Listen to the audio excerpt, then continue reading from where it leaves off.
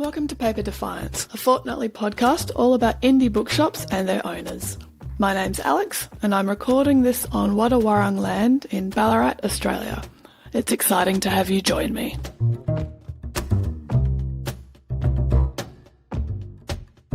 This is episode 2, and from a romance-only bookshop in LA, we're zooming to Australia, to a little bookshop in regional Victoria in the town of Mansfield. This is a bookshop that I have actually visited, because Mansfield is one of my favourite places to visit, and the bookshop is always on the agenda when we go through. I was excited when Charlotte agreed to talk to me. If you're in Victoria, Charlotte mentions a bunch of indie bookshops, particularly in regional towns. So you might want to get your pen out to write down those names, or just check out the transcript.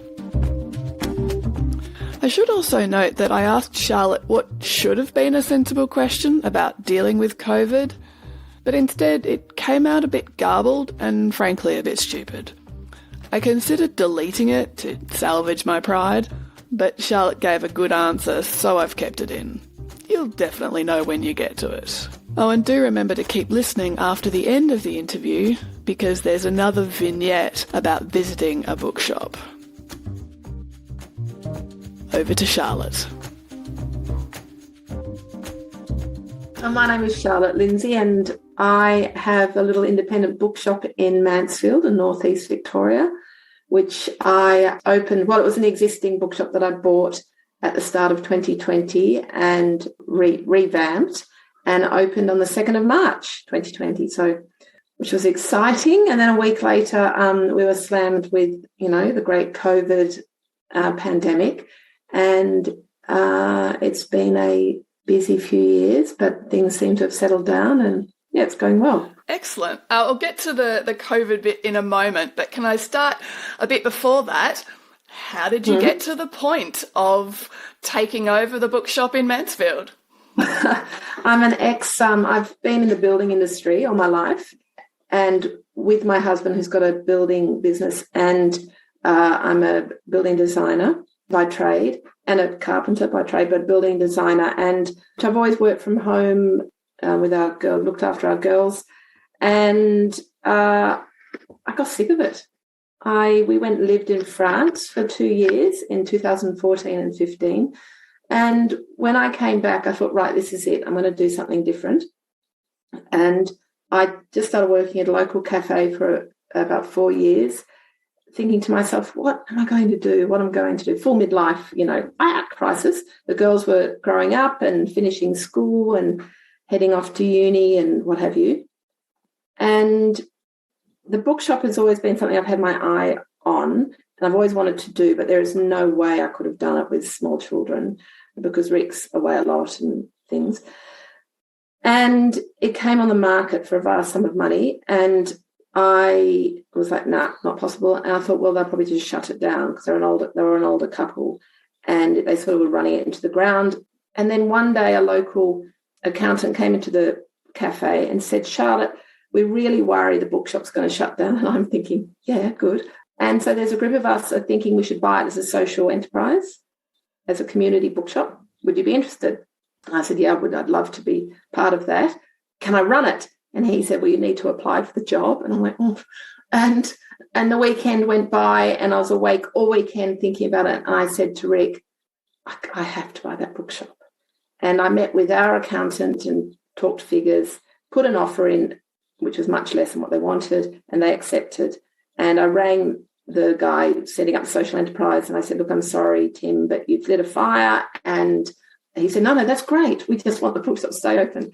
So, yeah, that was the week before Christmas in 2019. And handover was mid-February, and I closed the shop. And it had been open for 12 years under another name, and it was tired and needed a revamp. And so we did that. And, yeah, and then I opened, and, yeah, been on the journey ever since. That's so exciting. What a ride. Yeah, it was 2020 and 21 were huge.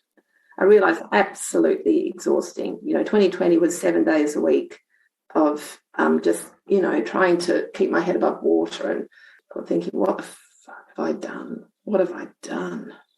Because everyone had kind of left home. We still have one daughter at school, and she came back from boarding school. So there we were, Rick's a builder. He was away building, and we were leaving this child on her own all day, every day, Zooming. It was not cool. Anyway, it settled down, and yeah, we're still here. So you're in kind of country Victoria. You had some lockdowns. You obviously had less of the tourist trade, which I know Mansfield gets some of with the snow trade and so on.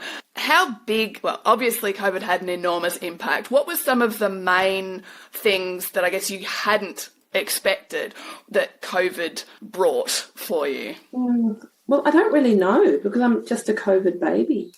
I was only open for 10 days before the first lockdown. I've kind of forgotten that period of time. The start of 2020 is a blur. So, yes, of course, I was only 10 days. That's incredible. Really, literally. And, I bought the Bookshop and they'd run the stock right down. So I didn't have a lot of stock, but it kind of didn't matter. People were excited that it was reopening, and there was a bit of a rush that first week. And then we were shut.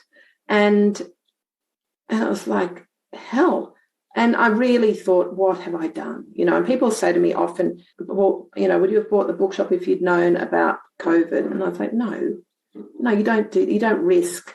I borrowed money from my parents, all my life saving, and Rick, my husband, was luckily he's got a business and that kept going, thank God. And he was very supportive. But it was crazy. So I actually don't know, but we've done a lot of things differently to how it was the Bookshop. So I don't know what I expected, but like now on Friday we had our first author event in the shop. So that was really exciting, and I imagined more stuff like that would have been happening, and more things in the shop, more of it as a community sort of hub, but that hasn't really been possible because we haven't been allowed to have people in, enough people in the shop and stuff like that. Yeah, so I suppose that's the biggest difference, yeah. In terms of surviving, did you move to or start doing online orders? Were you doing deliveries, those sorts of things? Yeah, we were doing deliveries. So 2020, a lot of deliveries in the lockdowns. At the end of the day, we'd go around and deliver books and we went online, but that we're not really big enough custom to go online. 2020 was quite good for retail, I think, generally. So a lot of people ISO'd, like in a lot of regional areas, ISO'd to Mount Buller and to Mansfield. And I was actually talking about this yesterday. I mean, my customers in 2020 were very different to what they are now, because there are a lot of Melbourne people, and it's just a different sort of type. And, selling lots of books on making sourdough. And, seriously, like buckets of books on sourdough. I don't think I sold one in the last year. And then 2021 came, and that was a big slump in retail.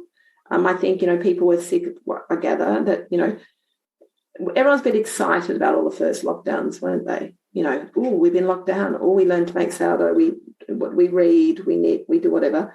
And then 2021 came along and everyone was just over it. So it was quieter and there was a bit of a downturn. There was also by this stage, major issues with deliveries and things like that. So Christmas last year was down a bit from 2020, and that was, among other things, massive delivery problems, huge everywhere, but the book industry in particular. There was a stuff up with, it's a long story, but anyway, stuff up with some of the distributors, and it was just a bottleneck. And so stuff we were meant to get ordered in November never got to us for Christmas. So anyway.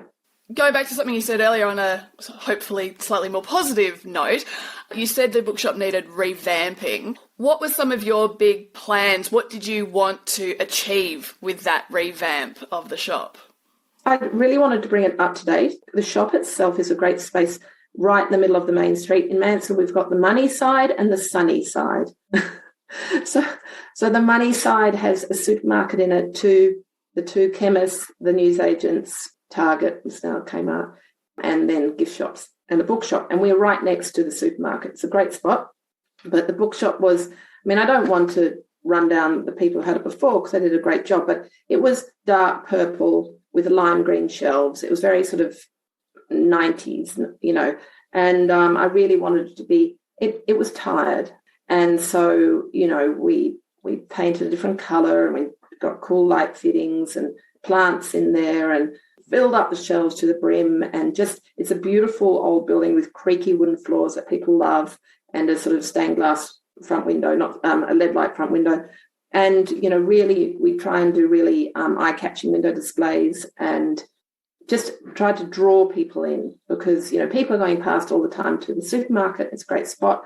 And, still people don't know there's a bookshop there. I was talking to a local farmer, and he said, I haven't seen you for a while, Charlotte.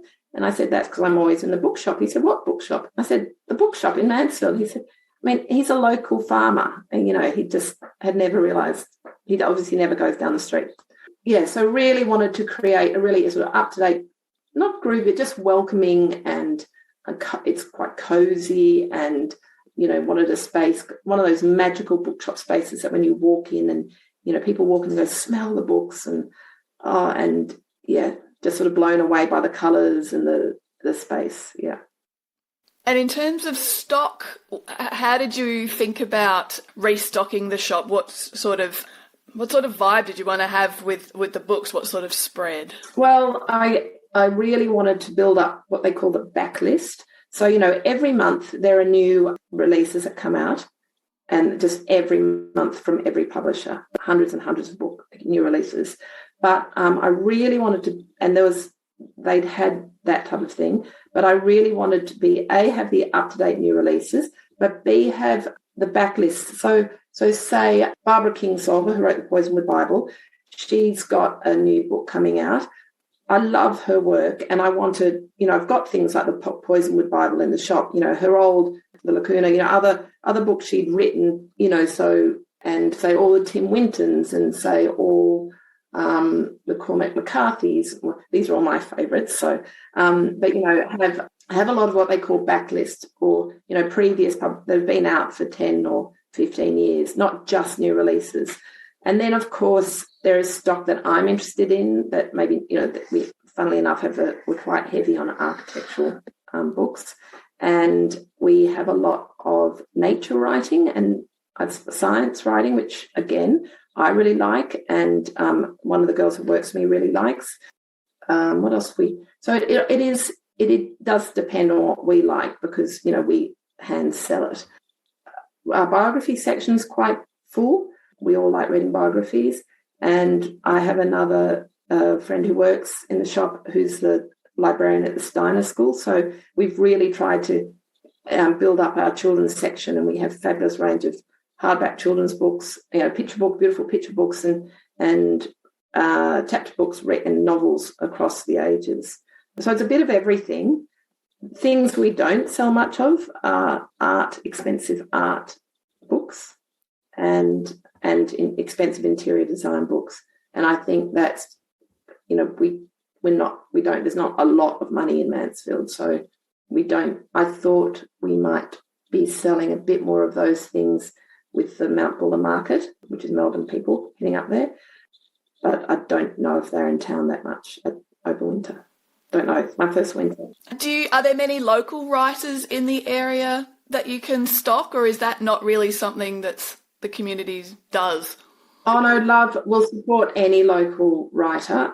One of our best sellers is a young man whose parents live here, and he went to school here, and Gabriel Bergmoser. So he writes thrillers at the moment, and some young adult stuff, and we've got all his things. I've just gone blank. It's awful. We had a book event with completely blank. Margaret Hickey came over from Beechworth, which is not really local. It's an hour and a half away, but she's got a fabulous couple of thrillers published by Penguin, and she came over for an event on Friday. And Belinda, I've gone blank on Belinda's surname. She's another local author who writes young adult. So we're very happy to support, young local authors. Having done the revamping and hopefully getting the bookshop to where you want it to look, do you have a favourite physical part of the bookshop? Well, it's tiny. It's not very big. And I wish we had room for a chair or a sofa, but we don't. So it's pretty full. So there's not much room. But my lovely husband built a deck and veranda out the back, which faces north. And that's become a bit of a meeting point for whoever wants to drop by for a cup of tea. And that's actually, but not in the bookshop, it's out the back. So that's actually a really nice spot because it gets the sun. But the shop itself isn't very big. It's about 5 by 10, 12 metres. So, and it's just jam-packed full of books. So, no, the whole space is good. We love the space, yeah. Yeah. Obviously, the last couple of years have been full of surprises, both good and bad, what with COVID and just being new to the trade. Is there something that has been particularly surprising in a pleasant way for you that you've experienced over the last couple of years? Yeah, how divine the book selling industry is. It's lovely. And I've made some really good friends, other booksellers. There's a group of women I'm on an email chat with who own independent bookshops around Victoria. And I've become friends with a few of those. And in particular, Nina from Verso Books. And that's been just great, having that friendship and that interest in the same thing. And we bounce off ideas, and she's fabulous. And I've been really supported by a lot of publishers, and my reps from the publishing houses are just, they've held my hand. Little things like Lou Ryan, who now manages readings in Carlton. She was with Penguin for years and years and years, and her mum lives in Mansfield. And during the lockdown, she popped her head in the door and said, "Hi, I'm Lou Ryan from Penguin. If there's anything I can do, let me know. If you want me to talk to the distributors about helping you, delay your accounts, or if you need help, anything, just let me know." And she was just having that support was so comforting.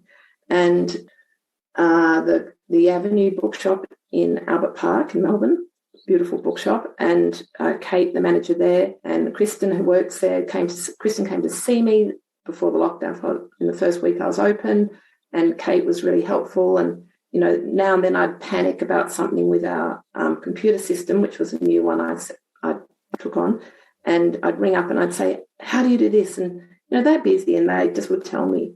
People are really open. And yeah, Stacey from Book Rose in Ocean Grove, she's been really supportive. Michelle from Booktique in Wangaratta, I was always emailing lovely Michelle and saying, everything from how your delivery is going, where do you buy such and such stands. It's a really, really fabulous, inclusive, supportive industry. Yeah, it's beautiful. It really is. It's great. And I went to the Australian Booksellers Association conference this year in Sydney, and I met a lot of the reps face to face, because I've only ever spoken to them on the television, on the telephone, because I don't really like Zoom normally. Yeah, it was just, and I got to say to them, thank you. Some of them, the ones you connect with on the, they understand where you're coming from, and they're like, buy this book, don't buy that book. And the publishers, and it's a really great industry, I think.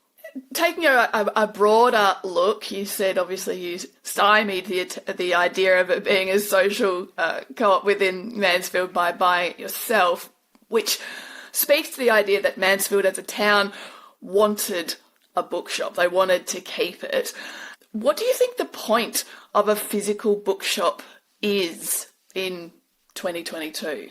That's a good question, and one I should probably think about. But off the top of my head, actually someone asked me this. I was at an 80th yesterday, and often that older generation say, "What's the point of bookshop?" Even though that older generation are some of my most prolific customers. But the physical, I think there's a connection there. People come in, they want to browse, they want to talk to someone about books. There's a there's sort of an instant community around books and reading books. You it's straight away to segue into a conversation, isn't it? Whether, have you read this book? What do you recommend? I love reading about birds as well, blah, blah, blah. Or it's a rant about politics, or I think that it's a place where a connection can happen. And, you don't even have to buy something. I'm just trying to think. We had this tiny little event on Friday night, and it was so nice. It's like, I don't know if you go to writers' festivals or anything, but, it's great, isn't it? The conversations and it gets very personal, like a lot of the questions at the end of our chat, people were saying to Margaret, how do you do it? And when do you write? And how much? And Margaret Hickey was divine. She was so honest. And she's like, this was my advance when my first book. And then I got, and, I get up at 6 and my house is a mess because I write, I don't clean. And there's kind of a lot of pretension and stuff is taken away. And things are evened out because you can connect over a common interest. And there are so many interests to be had and to choose from. I don't think a lot, Amazon's just evil. But, online sales, I think more and more people are very committed to supporting local businesses. And definitely now I've got my own retail business. I'll do everything I can to, always have tried to buy locally, but really try and buy locally, except underpants. Hard to buy underpants, Phil, for women.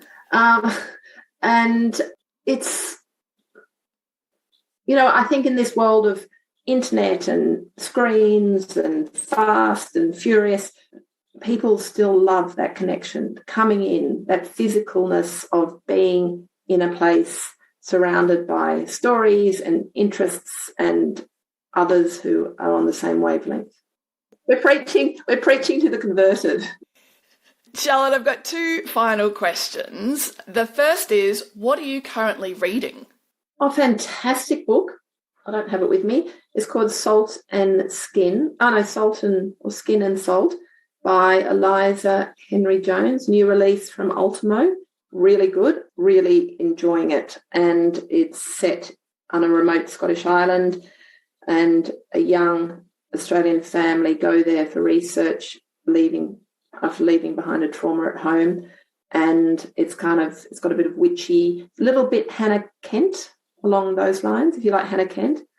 And reading that, really, really enjoying it. Yeah. Fantastic. And finally, are there things that you would like listeners to know about, something that you would like to promote, something about the shop that's coming up? No. No, let's just pop in and say hello if you're in Mansfield. We are online, but that's gone very, very, very quiet, which, in some ways I didn't set up a bookshop for online. I prefer the bricks and mortar experience. And support your local bookshop wherever you are, and keep reading. Just keep reading. And there are so many great books coming out, so many good books. I've just read I won't be able to remember any authors now, but yeah, and so many fabulous Australian authors, and it's exciting.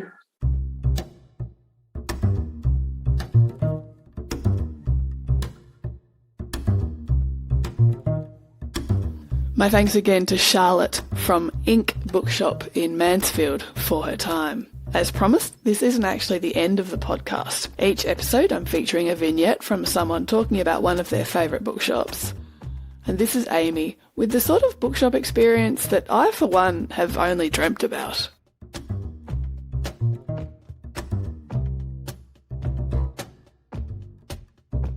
Hi, I'm Amy.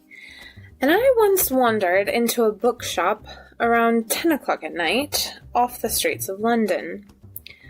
I remember the scene vividly.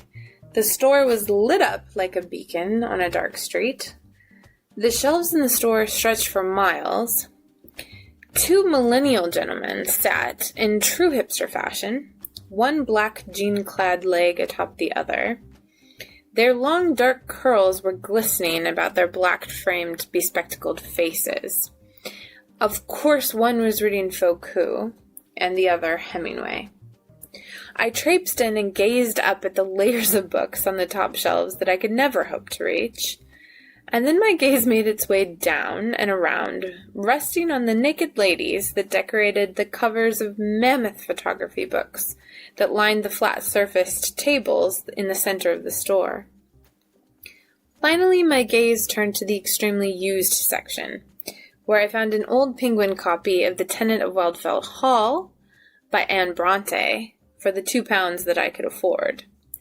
I paid for it, to the tune of a coveted nod of approval from the hipster boys, tucked it into my pocket, and walked out into the night. Despite some effort, I never found the shop again.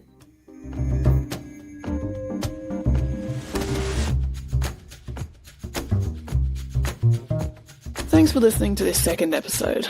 You can find Paper Defiance on Twitter as Paper Defiance Pod, on Instagram as Paper Defiance, and on Facebook as Paper Defiance Podcast. Do come say hi. This podcast is created and produced by me, Alexandra Pearce. The music is called Loopster, and it's by Kevin MacLeod. You can find the attribution at paperdefiance.com.